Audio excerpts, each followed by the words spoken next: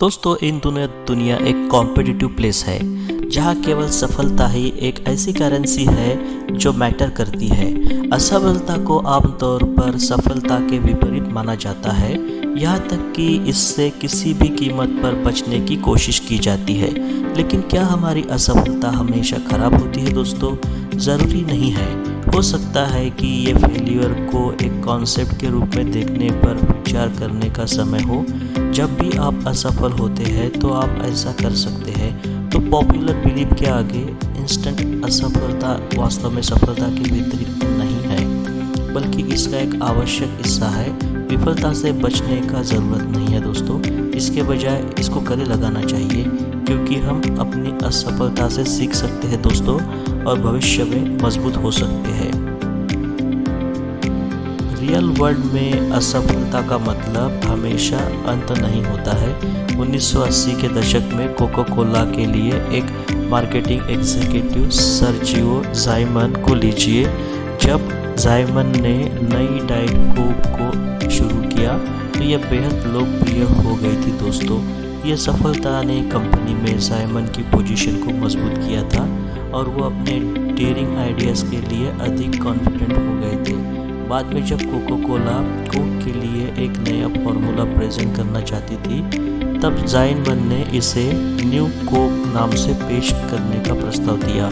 ज़ाइमन का मानना था कि नया आइडिया इतना अच्छा तरीके से बिकेगा कि उन्होंने पुराने वर्जन के प्रोडक्शन को रोकने के लिए कोका कोला को इंश्योर कर दिया। ज़ाइमन के एनालिसिस के विपरीत न्यू कोक एक कंप्लीट फ्लॉप रहा। रीब्रांडेड बोतलें नहीं बिकी दोस्तों।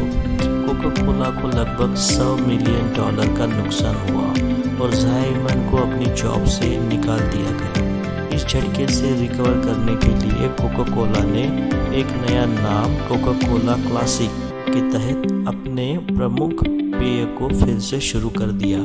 अपने लॉन्च के साथ ही कोका कोला क्लासिक एक बड़ा क्लासिक हिट हुआ। ये पहले से कहीं अधिक लोकप्रिय हुआ। ब्रांड को बदलने की ज़ाइमन की असफलता समाप्त हो गई, जिससे कि कंपनी को लंबे समय में सफलता मिली। 1993 में कोका कोला के अध्यक्ष रॉबर्टो गोइज़ोयाटा ने ज़ाइमन को फिर से हायर किया और कहा कि साहसी थिंकर्स हर बार सही नहीं हो सकते। दोस्तों हमारी आंखों को नई संभावना के बारे में खोलने के अलावा असफलता कड़ी मेहनत करने और हमारे जीवन में बदलने के लिए एक शक्तिशाली इंसेंटिव हो सकती है। होम डिपो के अरबपति फाउंडर बर्नी मार्कस की कहानी पर गौर कीजिए। 1973 में इंटरनल कॉम्प्लेक्स के कारण उन्हें हार्डवेयर श्रृंखला हैंडीडेन से करना पड़ा। उस समय मार्कस के माता पिता उनके फाइनेंशियल सपोर्ट की आवश्यकता थी। मार्कस ने डिसाइड किया कि वो दोबारा कभी भी एक कॉरपोरेट पावर स्ट्रगल का शिकार नहीं बनेंगे। उन्होंने आर्थर ब्लैंक नाम के एक कोवर्कर को अपने साथ शामिल किया, जिनको उनके साथी हैंडीडेन से निकाल दिया गया था, और अगले साल उन्होंने एक साथ अपना हार्डवेयर स्टोर खोला।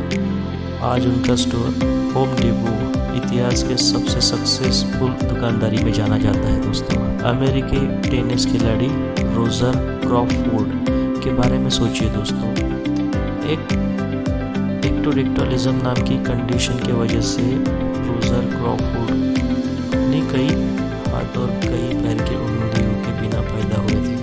अपनी इस स्थिति के बावजूद क्रॉफोर्ड ने एटीट्यूड बना के रखा कि वे अपने भविष्य के लिए अभी भी जिम्मेदार थे।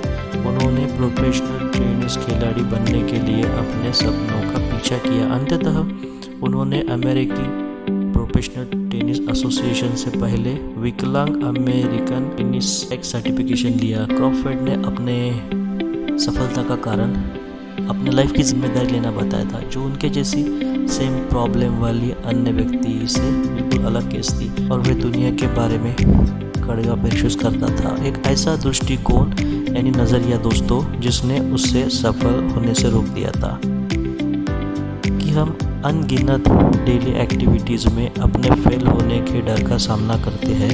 उदाहरण के लिए कार ड्राइविंग एक खतरनाक एक्टिविटी है, लेकिन हम फिर भी इसे करते हैं दरअसल कार दुर्घटना होने के डर से साइकिल चलाना या घर पर चलाने का ऑप्शन आपको अधिक जोखिम में डाल सकता है दोस्तों। एक्सीडेंट में इंजर्ड होने के 15 से 17% चांसेस क्रमशः साइकिल और होम बेस एक्टिविटी से जोड़ा जा सकता है। हमारी प्रोफेशनल लाइफ भी हमें फेलियर के डर पर काबू पाने और एक्शन लेने का अवसर उपलब्ध कराती है। एक डेयरिंग स्ट्रैटेजी का सुझाव देना या अधिक जिम्मेदारी उठाने का प्रस्ताव रखना बहुत ही अच्छे तरीके से दोस्तों। दूसरी तरफ जोखिम लेने से इनकम करते हुए आपकी टीम के सदस्यों को लगेगा जैसे आप सबसे अच्छे हो। इससे आपके अनएम्बिशियस और आलसी होने की संभावना अधिक है। रिस्क लेना कुछ समय के लिए आपको फेलियर की ओर ले जाता है, लेकिन इसे करते रहने से आपको लंबे समय में बड़ी जीत मिलने की संभावना अधिक होती है। फेलियर ज़रूरी है और ये हमारे सफलता की चाबी है। ये नए आइडियाज़ का खुलासा करने और अपने कमज़ोरियों के बारे में जानने में हमारी मदद करता है। फेलियर के एक्सपीरियंस हमें मूल्यवान अवसर प्रदान करता है। तो दोस्तों, क्लियर गोल सेटिंग रखना और पॉजिटिव माइंडसेट के साथ फेलियर से सीखने से हमें सफलता की चाबी मिलती है।